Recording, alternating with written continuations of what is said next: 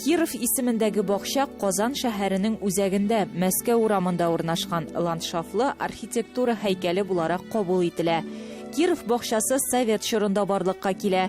Революционер, дәүләт һәм сәясәт эшлеклесе, яшьлегендә Казанда белем алган Сергей Миронович Кировка багышланган.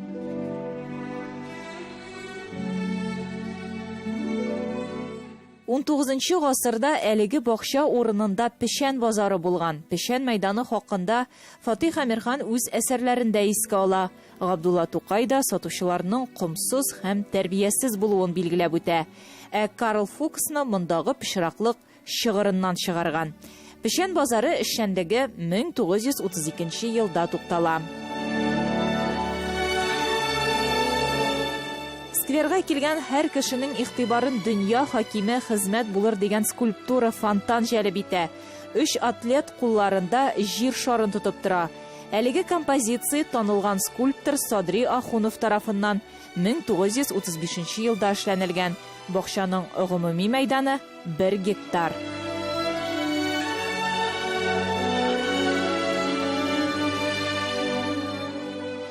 2015 елда парк төзекләндерелә, фонтан, скульптура яңартыла, яшелләндерү эшләре башкарыла. Бүген Киров бакчасы казанлыларның яраткан ял итү урыннарының берсе. Бүген җиткерәсе